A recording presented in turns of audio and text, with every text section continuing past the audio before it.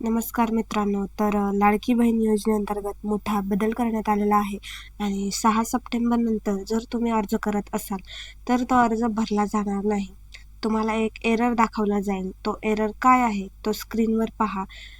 तो म्हणजे हा, तुम्ही आता अर्ज करू शकत नाही. तुम्हाला जर अर्ज करायचा असेल तर शेजारील अंगणवाडी सेविकेकडे जाऊन अर्ज करावा लागणार आहे. अशा प्रकारचा भरपूर जणांना एरर येतोय. आता नक्की मोठा बदल जो आहे तो काय झालेला आहे तो समजून घेऊ. भरपूर ठिकाणी फ्रॉड होत आहेत. त्यामुळं सरकारने नवीन निर्णय घेतला आहे आणि नवीन GR काढलेला आहे. तुम्हाला आता अर्ज करता येणार नाही. एकाच ठिकाणाहून अर्ज करता येईल. ते ठिकाण म्हणजे अंगणवाडी केंद्र. आता आपण GR बघूया.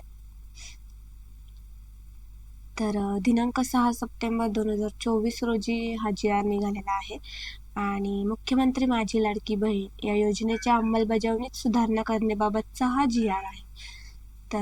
खाली बघूयात आपण. राज्यातील महिलांच्या आर्थिक स्वातंत्र्यासाठी आणि त्यांच्या आरोग्य आणि पोषणात सुधारणा करण्यासाठी आणि कुटुंबातील त्यांची निर्णायक भूमिका मजबूत करण्यासाठी महाराष्ट्र राज्यात मुख्यमंत्री माझी लाडकी बहीण योजनेची अंमलबजावणी करण्यात येत आहे. शासन निर्णय दिनांक 2/9/2024 अन्वये मुख्यमंत्री माझी लाडकी बहीण या योजनेअंतर्गत राज्यातील सर्व महिला लाभार्थ्यांना माहे सप्टेंबर 2024 मध्ये या योजनेअंतर्गत नोंदणी सुरू ठेवण्यास मान्यता देण्यात आली आहे.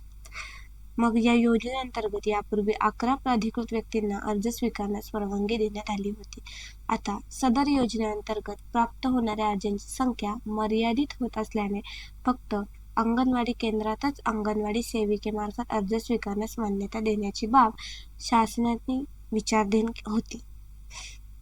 त्यानंतर त्यांनी असा निर्णय घेतलाय की मुख्यमंत्री माझी लाडकी बहीण या योजनेअंतर्गत राज्यातील सर्व महिला लाभार्थ्यांना माहे सप्टेंबर 2024 मध्ये या योजनेअंतर्गत नोंदणी सुरू ठेवण्यास संदर्भ दिनांक 2/9/2024 रोजीच्या शासन निर्णयान्वये मान्यता देण्यात आली आहे. या योजनेअंतर्गत संदर्भ शासन निर्णय दिनांक 12/7/2024 व दिनांक 25/7/2024 अन्वये नागरी व ग्रामीण भागातील बालवाडी सेविका, अंगणवाडी सेविका, समूह संघटक CRP, NULM, MSRLM व MAVIM, मदत कक्ष प्रमुख CAM, आशा सेविका, सेतू सुविधा केंद्र, अंगणवाडी पर्यवेक्षिका, ग्रामसेवक व आपले सर्व सेवा केंद्र या 11 प्राधिकृत व्यक्तींना अर्ज स्वीकारण्यास प्राधिकृत करण्यात आले होते. आता या शासन निर्णयाने अंगणवाडी